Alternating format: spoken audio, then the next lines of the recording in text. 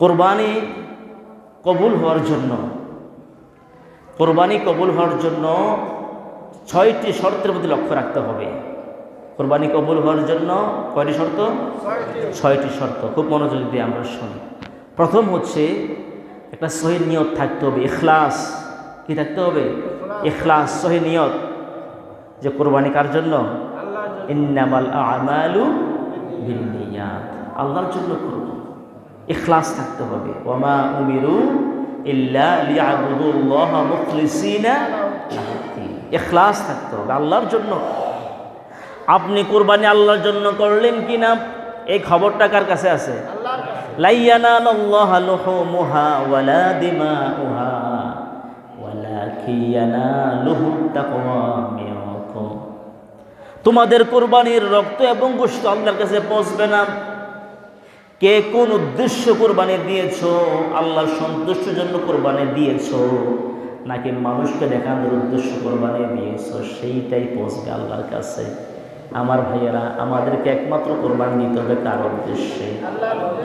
যদি আমি আল্লাহর উদ্দেশ্যে কোরবানি দিয়ে থাকি, এই ওয়াজিব কাজ আমি করে থাকি, তাহলে তো আমি ফরজ নামাজ ছাড়তে পারি না। যে ব্যক্তি ফরজ নামাজ পড়ে না, ফরজ নামাজ যার মধ্যে গুরুত্ব নাই, কোরবানি ওয়াজিব মূলত সে আল্লাহর জন্য করে না, সে মূলত সামাজিকতা রক্ষার্থে করে। মানুষ কৃপণ করবে, কোরবানিও দেয় না। বুঝা গেল তার মধ্যে কি নাই? ইখলাস নাই, ইখলাস নাই। কোরবানি আল্লাহর জন্য, একনিষ্ঠভাবে আল্লাহর জন্য যদি আল্লাহর জন্য দিয়ে থাকি, তাহলে তো আমি ফরজ কাজ ছাড়তে পারি না। আমি ওয়াজিব করতেছি, ওয়াজিবের গুরুত্ব যদি বুঝে থাকি, তাহলে তো আমার মধ্যে ফরজের গুরুত্ব আরো বেশি থাকবে। তো যে নামাজে পড়ে না তার কি কোরবানি? অনেকে আমাকে প্রশ্ন করেছে, হুজুর আজকেও প্রশ্নটা করেছে যে বেনামাজি তার সাথে কোরবানি জায়েজ হবে কিনা। কি প্রশ্ন আসে কিনা? প্রশ্ন আসে কিনা যে বেনামাজি তার সাথে কোরবানি হবে কিনা? যে বেনামাজি তার তো কোরবানি গুরুত্বের কাছে নাই, তার সাথে আবার কিসের কোরবানি? প্রিয় ভাইয়েরা, হয়তো অনেকে ভাবতে পারেন তাহলে যদি আমরা নামাজিরা কোরবানি দেই, বেনামাজিরা আলাদা কোরবানি দেই। আমি তো এটা বোঝার উদ্দেশ্য না। উদ্দেশ্য হচ্ছে যে আপনাকে নামাজ পড়তে হবে, কোরবানিও দেন, নামাজও পড়েন, ঠিক কি না? নামাজ পড়তে হবে। যেহেতু জবাইটা তো একটা, জবাই করা লেহান্নাই রাকাতেন ওয়াহিদা, জবাই তো এক, এই জন্য নিয়ত ঠিক থাকতে হবে, নামাজি ফরজগার হতে হবে। আপনি যার সাথে শরীক নেবেন ফরজগার হতে হবে, তাহলে আল্লাহ কবুল করার আমরা আশাবাদী হতে পারি, ঠিক কি না? সুতরাং বেনামাজের সাথে কোরবানি আমরা যেন প্রশ্নটাই না আসে, কারণ আমরা তো মুসলিম, যে কোরবানির গুরুত্বই বুঝছি। আমি তো বেনামাজি থাকতে পারি না, আর আমি তো মুসলিম দাবি করছি, তো মুসলিম তো বেনামাজির মুসলিম হয় না। কথা বলেন, বেনামাজি মুসলিম হয়?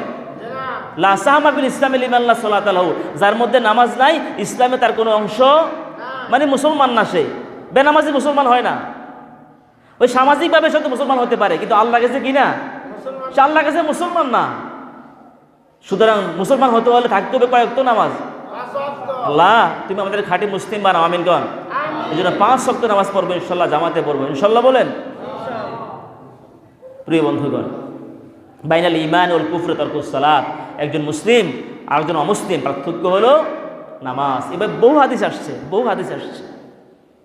প্রিয় বন্ধুগণ, 2 নম্বর শর্ত হলো কোরবানি কবুল হওয়ার জন্য আমরা 6টি শর্ত আলোচনা করব। 2 নম্বর শর্ত হলো কোরবানি কবুল হওয়ার জন্য, দ্বিতীয় শর্ত হলো আমরা যে কোরবানিটা করব, আল্লাহ এবং আল্লাহর রাসূল যেভাবে শিখিয়েছেন, আল্লাহ এবং আল্লাহ রাসূলের তরিকা মোতাবেক, শিখানো পদ্ধতি মোতাবেক আমাদেরকে কোরবানি করতে হবে, নাকি মন মতো করলে হবে? যদি আমি আল্লাহ এবং আল্লাহ রাসূলের শিখানো মোতাবেক কোরবানি করি, জবাই করার সময় নিতে হবে কার নাম? বিসমিল্লাহি আল্লাহু আকবার, বলেন না বিসমিল্লাহি আল্লাহু আকবার। বিসমিল্লাহ বলে পশুটা জবাই করতে হবে।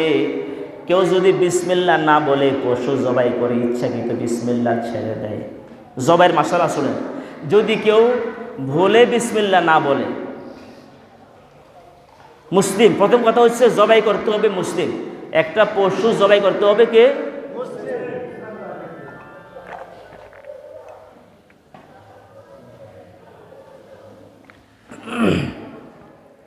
মুরগি হোক, হাঁস হোক, গরু হোক, ছাগল হোক, যে কোনো হালাল প্রাণী জবাই করতে হবে কে? মুসলিম। যদি কোনো অমুসলিম জবাই করে, অমুসলিম মুরগি জবাই করছে, খাসি জবাই করছে, এটা খাওয়া যাবে না। কথা বুঝছেন? এই জন্য যে পূজাতে খাসি বলি দেয়, কেউ খেতে যায় হারাম খেলো এবং কুফরি হবে। কোনো অমুসলিম জবাই করলে সেটা খাওয়া যাবে না। এবার আসেন, জবাই করতে হবে মুসলিম। মুসলিম জবাইয়ের মধ্যে শর্ত হচ্ছে তাকে অবশ্যই বিসমিল্লাহ বলতে হবে। যদি কোনো মুসলিম গরু জবাইতে, হাঁস জবাইতে, মুরগি জবাইতে, ছাগল জবাই করছে, ইচ্ছাকৃত বিসমিল্লাহ বলে নাই, ওটা খাওয়া যাবে না। এটা সম্পূর্ণ হারাম। কি হবে এটা? এটা মৃত্যু বলে ঘোষণা হবে, এটা খাওয়া হারাম। হ্যাঁ, যদি ভুলে বিসমিল্লাহ না বলে জবাই করে ফেলছে, মনে নাই, আল্লাহ মাফ করবেন। যেহেতু তার অন্তরে আল্লাহ প্রতি আস্থা আছে, বিশ্বাস আছে, বিসমিল্লাহ বলা মানসিকতা আছে, কিন্তু ভুলে বলতে মনে নাই। এই জন্য শরীয়ত এখানে সহজ করছে, মানে তোররা গয়রা বাগিন ওয়ালা আদিন ফালা ইসমা আলাইহি। সে তো বিদ্রুপ হয়ে বিসমিল্লাহ ছাড়ে নাই, ইচ্ছাকৃত বিসমিল্লাহ ছাড়ে নাই। এই জন্য ইসলাম এখানে সহজ করছেন। আলহামদুলিল্লাহ বলেন না? নাহলে কিন্তু আরো কঠিন অবস্থা ছিল। এখন আসেন, কেউ যদি বিসমিল্লাহ ইচ্ছাকৃত না বলে, বলেন দেখি, বিসমিল্লাহ ইচ্ছাকৃত না বললে মুরগি জবাইতে, গরু জবাইতে, হাঁস জবাইতে, ছাগল জবাইতে, ওই বকরিটা বা ওই প্রাণীটা খাওয়া হালাল না হারাম? সকলে জবাব দেন, হালাল না হারাম? ইচ্ছাকৃত বিসমিল্লাহ না বললে। এখন যারা ইচ্ছাকৃত বিসমিল্লাহ লিখতে চায় না, বলতে চায় না, বিসমিল্লাহ বাদ দিয়ে দেয়, বিসমিল্লাহর বিরোধিতা করে, এমন লোক সমাজের দেশে আছে নাকি নাই? প্রয়োজনে অন্য কিছু লিখবে, তারপরও বিসমিল্লাহ লেখে না। তাহলে বুঝা গেল আপনার বিসমিল্লাহর সাথে মনে দুশ্মনী আছে। আমি কি বুঝাতে পারছি কি না? বিসমিল্লাহ তো আল্লাহর নাম। বিসমিল্লাহ ছাড়া হচ্ছে লেজ কাটা, অসম্পূর্ণ। এবং বিসমিল্লাহ বলাটাই আমাদের ইমানি দায়িত্ব। এখন যদি কেউ ইচ্ছাকৃত বিসমিল্লাহটা ছেড়ে দেয়, বাদ দিয়ে দেয়, লিখতে চায় না, বলতে চায় না, যদি একটা মুরগি হারাম হয়ে যায় বিসমিল্লাহ বাদ দেওয়ার কারণে, একটা বকরি হারাম হয়ে যায়, একটা ছাগল হারাম হয়ে যায় বিসমিল্লাহ বাদ দেওয়ার কারণে, গরুটা হারাম হয়ে যায়, আপনি যদি আপনার জীবনের থেকে বিসমিল্লাহ বাদ দিয়ে দেন, বিসমিল্লাহ বলতে চান না, লিখতে চান না, বিসমিল্লাহর বিরুদ্ধে কথা বলেন, তাহলে আপনি কিভাবে মুসলিম থাকবেন? কথা বলতে কিনা? মুসলিম থাকা যাবে না বিসমিল্লাহ বাদ দিলে। এই জন্য বিসমিল্লাহর সাথে আমরা দুশ্মনী করতে পারি না। এটা কেন বললাম? অনেকে আছে বিসমিল্লাহ লিখতে চায় না, বলতে চায় না, বিসমিল্লাহ বাদ দিতে চায়। এগুলো ইমানের পরিপন্থী কাজ, ঠিক কিনা কথা? ইমান পরিপন্থী কাজ। আমরা ওই পথে আমরা যাব না, নাহলে ইমান হারা হয়ে কবরে যাওয়া লাগবে। প্রিয় বন্ধুগণ, জবাই করার পদ্ধতি নবী সাল্লাল্লাহু আলাইহি ওয়াসাল্লাম যেভাবে শিখিয়েছেন ওভাবেই করতে হবে। যেহেতু আমি কুরবানি করছি, মুহাম্মদ সাল্লাল্লাহু আলাইহি ওয়াসাল্লাম বা আল্লাহ পাক যেভাবে শিখিয়েছেন এর বিরুদ্ধে করা যাবে না। এরপরে গরু ধরতে গিয়া অনেকে দেখবেন ঘুষ দিয়া গরু ধরে, আছে নাকি নাই? হাফ প্যান্ট পরে গরু ধরতে যায়। তো কুরবানি দেয়া কি ওয়াজিব না সুন্নাহ নাকি ফরজ? ওয়াজিব। আর ফরজ তরক করা কবিরা গুনাহ, এটা ফরজ না? তা আপনি ফরজ বাদ দিয়ে ওয়াজিব করতেছেন, কি এটা পাগলামি নাকি? পাগলামি নাকি? না, এটা করবেন না। তারপরে নারী পুরুষ ব্যাপরভাবে কোরবানি করা, গোশত করতে গিয়ে দেখা যায় বাবি, দেবর, চাষি, তারপরে সবাই একসাথে আমাদের সমাজে হয়। তো পর্দা করা কি ফরজ না নফল? তা আপনি পর্দা বাদ দিয়া, কথাগুলো হয়তো আপনাদের কষ্ট লাগতেছে, বুঝিত, কারণ আমাদের সামাজিক অবস্থাটা তো এমনই, ঠিক না ভাই? কোরবানি যারা করে নারী পুরুষ সবাই একসাথে বসেই কাজকর্ম করতেছে, কিন্তু আপনি কি বাস্তবতা তো আমরা দেখতেছি যে এটা শরীয়ত কি এটা অনুমোদন করে? অনুমোদন করে। সুতরাং আপনারা ফরজ তরক করবেন না পর্দার ক্ষেত্রেও। এরপরে কোরবানির মধ্যে ত্যাগ থাকতে হবে, ত্যাগ, ভোগ নয়। কি থাকতে হবে? ত্যাগ। দেখা যায় গরিব অসহায় আপনারা জানেন আছে পাশে, কাউকে দিলেন না, নিজে ভোগ করলেন না, এটাও তো ইসলাম সমর্থন করে না। আপনি নিজেও রাখবেন, নিজেও খাবেন, অসহায়কেও সহযোগিতা করবেন, আত্মীয় স্বজনকেও খাওয়াইবেন। প্রিয় বন্ধুগণ, এইভাবে কোরবানি যে আমরা করব, যাতে এখানে কোরবানি করার সাথে যেন শরীয়তের কোনো বিধান লঙ্ঘন না হয়। আল্লাহ এবং আল্লাহ রাসূল যেভাবে শিক্ষা দিয়েছে সেই তরিকা মোতাবেক, সে নিয়ম অনুযায়ী আমাদের কোরবানির কাজ করতে হবে ইনশাআল্লাহ। বলেন, কোরবানি কবুলের শর্ত মোট কয়টা বলেছি? 6টা। বলেন না কয়টা? কয়টা গেল? 2টা। 3 নাম্বার হচ্ছে যে কোরবানির যে 3 নম্বর যে পয়েন্টটা আমি বলবো, কোরবানি করতে হবে হালাল উপার্জন দিয়ে। বলেন, কি উপার্জন? হালাল উপার্জন। কি উপার্জন? হালাল উপার্জন। যদি সুদের টাকা হয় ঘুষের টাকা হয়, দুর্নীতি করা পয়সা হয়, মানুষকে ঠকানো পয়সা দিয়ে কোরবানি করেন, এই কোরবানি যতই দেন কোনো লাভ। ইন্নাল্লাহা তাইয়্যিবুন লা ইয়াকবালু ইল্লা তাইয়্যিব। আল্লাহ তাআলা পবিত্র, আল্লাহ তাআলা তাইয়্যিবান, পবিত্র মাল ছাড়া কোনোটাই গ্রহণ করেন না। কেউ যদি হারাম পয়সা দিয়ে, অবৈধ পয়সা দিয়ে, দেখা যায় পয়সা যার বেশি অবৈধ সে কোরবানিটা বড় বড়, ঠিক কি না? অনেক দামি মূল্যবান গরু কিনে, বকরি কিনে, উট কিনে, অবৈধ পয়সা দিয়ে যত বড়ই কোরবানি দেন কোনো লাভ হবে না। এই জন্য হালাল পয়সা হতে হবে। অবৈধ পয়সার সাথে সম্পৃক্ত হলে কোনো আমল হতে কি হবে না, শুধু কোরবানি না, আপনার নামাজও কবুল হবে না, রোজাও কবুল হবে না, হজও কবুল হবে না, কোনো আমল কবুল হবে না। কাবা ঘরে গিয়ে দোয়া করলেও লাভ হবে না। ফান্নাস্তাজাবুল লিজালিক, আল্লাহ কাবা ঘরে যিনি দোয়া করছে তাকেই বলেছে তোর দোয়া কেমনে কবুল হবে। আরে কাবা ঘরে এসে দোয়া করলে কি লাভ হবে? হারামের সাথে সম্পৃক্ত হলে কোনো দোয়া আল্লাহ কবুল করেন না, ঠিক না? এই জন্য হালাল পয়সা দিয়ে কোরবানি করতে হবে। কয়টা শর্ত গেল? তিনটা। 4 নম্বর শর্ত হচ্ছে যে পশুটা কোরবানি দিবেন শরীয়ত সম্মত পশু হতে হবে। কোরবানির শরীয়ত সম্মত পশু হচ্ছে 6টি। কয়টি? কোরবানি দেওয়ার জন্য শরীয়ত সম্মত পশু 6টি, যে গরু, মহিষ, ওট। কি বলছি? গরু, মহিষ, ওট। তারপর হইল ভেড়া, দুম্বা, বকরি। ভেড়া, দুম্বা, বকরি। এই ভেড়া, দুম্বা, বকরিতে অংশ হবে একটি করে। আর গরু, মহিষ, ওট এর মধ্যে কয়টি করে? 7টি। তাহলে আমরা কোরবানি বলেন দেখি, গরুতে, উটে এবং আপনার মহিষে কয় নাম দেব? কয় নামে কোরবানি হবে? এক নামে। বলেন কোরবানি হবে কয় নামে? কার নাম? এখানে আমরা ভুল করি। 7টা অংশ হবে। 7 কি হবে? কোরবানি হবে মূলত এক নামে, সেটা কে? আল্লাহর নামে। জবাই হবে কার নামে? আল্লাহর নামে। প্রিয় ভাইরা, অনেকে আছে খাজা বাবার নামে জবাই করে, আছে এরকম বিভিন্ন মাজার কেন্দ্রিক। এগুলো ভণ্ডামি, ঠিক কি না? এগুলো ভণ্ডামি। সব মাজারে না, কিছু কিছু মাজার কেন্দ্রিক আছে, তারা খাজা বাবার নামে জবাই করে, তাদের পীর সাহেবের নামে জবাই করে। এটা কি পীর না ভণ্ড? নিশ্চয় ভণ্ড। কোনো মানুষের নামে জবাই হয় না, জবাই হবে কার নামে? এমনকি মুহাম্মদ সাল্লাল্লাহু আলাইহি সাল্লামের নামেও কোরবানি হবে না। মুহাম্মদ সাল্লাল্লাহু আলাইহি সাল্লামের অংশ দেয়া যাবে। কি বলছি? মুহাম্মদ সাল্লাল্লাহু আলাইহি সাল্লামের, যদি কেউ মনে করে যে আমরা আমাদের কোরবানিতে আমাদের নবী সাল্লাল্লাহু আলাইহি সাল্লামের অংশটাও দেব, মানে এখানে নবী সাল্লাল্লাহু আলাইহি সাল্লামের অংশতেও হুজুরের নামটা ব্যবহার করবো অংশতে, এতে কোনো অসুবিধা নেই। কথা বুঝাচ্ছে কি না? কিন্তু কোরবানিটা হবে একমাত্র কার নামে? কোনো নবীদের নামে কোরবানি হয় না, কোনো মানুষের নামে কোরবানি হয় না। কোরবানি হবে একমাত্র কার নামে? তাহলে আজকে থেকে এই বিষয়টা আমরা স্পষ্ট করে নেব। কোরবানি হয় কয়জনের কয় নামে? এক নামে। সেটা কে? আল্লাহ রাব্বুল আলামিন। অংশ হতে পারে কয়টা? 7টা, একটা। বকরিতে, বকরি জাতীয় ভেড়া, দুম্বা, বকরিতে অংশ হবে একটি।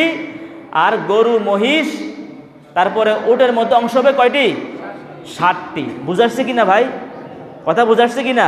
এটা খেয়াল রাখতে হবে প্রিয় বন্ধুগণ। এখন প্রশ্ন হলো, কেউ যদি গরুতে 4টি অংশ দেয়, 7টি দিল না, সমস্যা নাই। আপনার 4/4 অংশ দিয়েছেন, অসুবিধা নাই। হয়তো আব্বা আম্মা মারা গেছে, আব্বা আম্মার অংশ দিয়ে দিছেন। ধরেন আপনার 4 ভাই কোরবানি করতেছেন, 4 ভাই কোরবানির মধ্যে আব্বা আম্মা মারা গেছে ধরেন। এখন আব্বা আম্মা কোনো ওসিয়ত করে যায় না যে আমার জন্য কোরবানি দিও। যদি ওসিয়ত করে যায় আমার কোরবানি দিতে হবে, তাহলে ওই গোশতটা খাওয়া যাবে না। কোনো মৃত ব্যক্তি বলে গেল আমার মৃত্যুর পরে প্রত্যেক বছর কোরবানি করবা, তোমরা আমাদের সম্পদ দিয়ে গেছি, আমার কোরবানি তোমরা করতে হবে, তাহলে ওই বাবা অথবা ওই মায়ের অথবা ওই ওসিয়তকৃত কোরবানির গোশতটা খাওয়া, এটা সত্যি করতে হবে। যদি ওসিয়ত করে না যায়, এমনি আপনারা ধরেন 4 ভাই কোরবানি দিয়েছেন, একটা গরু কিনছেন, 4 ভাই 4 অংশ দিয়েছেন, এরপরে আব্বা আম্মা নাই, 4 ভাই মিলে চিন্তা করছে আব্বা আম্মা নামটাও দিয়ে দিই, আব্বা আম্মার অংশতে আব্বা আম্মার নামও দিয়ে দিচ্ছে, ঠিক আছে? তখন কোনো অসুবিধা নেই, কোরবানি হবে। আর গোশত 4 ভাই ভাগ করে নিয়ে গেলেন। কথা বুঝাচ্ছে কি না? আবার গোশত যে কেউ যদি না নিতে চায়, যে তোমরা ভাগ করে নিয়ে যাও, আমার লাগবে না, তাও অসুবিধা নেই, এমন হয়। আবার দেখা যায় যদি ভাগ করা প্রয়োজন হয়, তাহলে দাড়িপাল্লা দিয়ে বা আমরা যে ডিজিটাল মিটার দিয়ে আপনারা মেপে, যাতে ইচ্ছাকৃতভাবে কাউকে মাপে কম দিলে, কম বেশি করলে আপনার কোরবানির ত্রুটি হবে। বুঝাচ্ছে কি না? এগুলো করবেন না, এগুলো করলে অন্যায় হবে। প্রিয় বন্ধুগণ, তাহলে আমরা কি পেলাম? আবার কেউ যদি একটা অংশতে 2 নাম দেয়, গরুর মধ্যে মোট কয়টা অংশ দেওয়া যাবে? 7টা। কয়টা অংশ? 7টা। প্রতি অংশতে কয় নাম? প্রতি অংশতে 1 নাম, মানে প্রতি অংশটা একজনের হবে। কথা বুঝা যাচ্ছে কিনা? প্রতি অংশটা একজনের হবে। এখন ওই দিন গতকালকে পরশুদিন একজন ভাই প্রশ্ন করলো যে তারা 2 ভাই মিলে 1 অংশ দিবে। বলছি না, 2 ভাই মিলে 1 অংশ দেওয়া যাবে না, 2 ভাই মিলে 2 অংশ দেওয়া লাগবে, অথবা দুজনে 2টা বকরি কোরবানি দেন, তাহলে তো হয়ে যায়। কথা বুঝা যাচ্ছে কিনা? যাক, আমি যে কথাটা বললাম, কোরবানি কবুলের শর্ত মোট কয়টি বলেছি? 6টি। কয়টি গেল? 4টি গেল। 5 নাম্বার হচ্ছে যে পশুটা কোরবানি করবেন, হালাল পশুটা, ওই পশুটা যেন ত্রুটি মুক্ত হয়। কি মুক্ত? ত্রুটি মুক্ত। হযরত বারা ইবনে আযিব থেকে বর্ণিত, ছিলেন নবী সাল্লাল্লাহু আলাইহি ওয়াসাল্লাম, আল্লাহ সাল্লাল্লাহু আলাইহি ওয়াসাল্লামকে প্রশ্ন করা হলো যে মা নাত্তাকি মিনাদ দাহায়া, আমরা কোন পশু দিয়ে কোরবানি দেব না, প্রশ্ন করা হয়েছে। নবী সাল্লাল্লাহু আলাইহি ওয়াসাল্লাম ফাআশারা বিয়াদিহি ফাকালা আরবাআন, নবীজি হাত দিয়ে ইশারা দিয়ে বলছেন 4 প্রকারের পশু দিয়ে কোরবানি দেবে না। কথা বুঝাচ্ছে কি না? তারপর আরজাউল্লাতি জলাহা, আরজাউল্লাতি জলাহা, অর্থাৎ এমন পশু যে পশুটা একবারে খোঁড়া, স্পষ্ট খোঁড়া, হাঁটতে একবারে খোঁড়া, এই পশু দিয়ে কোরবানি দেওয়া যাবে না। স্পষ্ট খোঁড়া, ঠিক আছে? একটা আছে সামান্য কিছু, এটা তেমন বোঝা যায় না, এত সমস্যা নেই। স্পষ্ট যেটা খোঁড়া, এটা দিয়ে কোরবানি করতে নিষেধ করেছেন। আওরা উল্লাতি আওরাহা, এবং যে পশুটা যে কানা, স্পষ্ট কানা। 2 নম্বর, যে পশুটা কানা, স্পষ্ট কানা, এই পশু দিয়ে কোরবানি দেওয়া যাবে না। 3 নম্বর হচ্ছে মারিদুল্লাহ যে মারদাহা, যেই পশুটা এমন অসুস্থ, রোগ বোঝা যায়, একবারে রুগীতে বোঝা যায় একবারে রোগা, এই রোগা প্রাণী দিয়ে, যেটা স্পষ্ট বোঝা যায় রোগা, যে এটা দিয়ে কোরবানি দেওয়া। একটা আছে সামান্য কিছু সমস্যা থাকতেই পারে, কিন্তু স্বাভাবিকভাবে সে সমস্যা দেখা যায় না, কিন্তু যেটা আসলে বেশি রোগা বোঝা যায়, এটা ওই পশু দিয়ে কোরবানি দেওয়া যাবে না। সর্বশেষ হচ্ছে আজফা উল্লাতি, ওই প্রাণী, যে প্রাণীটা একবারে কৃষকায়, এত শুকনা, হাড্ডিসার একবার লেগে গেছে, কৃষকায়া, এমন প্রাণী দিয়ে কোরবানি দেওয়া যাবে না। একেবারে চামড়ার সাথে লেগে গেছে, হাড্ডির সাথে, সব দেখা যাচ্ছে হাড্ডিগুলো, একবারে কৃষকায়া, এমন প্রাণী দিয়ে কোরবানি দেওয়া যাবে না। এই কয়টা প্রাণী গেল? 4 প্রকারের প্রাণী দিয়ে কোরবানি দেওয়া যাবে না। অপর হাদিসে আসছে আরও 2 প্রকারের প্রাণীর কথা আসছে। নবী সাল্লাল্লাহু আলাইহি সাল্লাম, হযরত আলী রাদিয়াল্লাহু আনহু বর্ণিত, নবী সাল্লাল্লাহু আলাইহি সাল্লাম বলেন, নাহা রাসূলুল্লাহ সাল্লাল্লাহু আলাইহি সাল্লাম বি আদাবিল কারনি ওয়াল উযুনি, যে প্রাণীর তার কান কাটা এবং শিং ভাঙা বলতে এমন ভাঙা মূল থেকে উঠে গেছে, যে শিংটা মূল থেকে উঠে গেছে, ওইটা দ্বারা কোরবানি দেওয়া যাবে না। যেটা কান কাটা বলতে অধিকাংশ কান কেটে গেছে, এটা দ্বারা কোরবানি দেওয়া যাবে না। যেন কান কাটা এবং শিং মূল থেকে উঠে গেছে, একবারে শিং উঠে নাই, জন্ম থেকে প্রাণীটার শিং ওঠে নাই, এতে কোনো সমস্যা নাই, কিন্তু একটা অর্ধেক ভাঙছে তাও সমস্যা নাই, কিন্তু মূল থেকে উঠে গেছে, এমন প্রাণী দ্বারা কোরবানি দেওয়া যাবে না। এ হলো এই কটা শর্ত গেল? কয়টা গেল? 5টা। কটা গেল?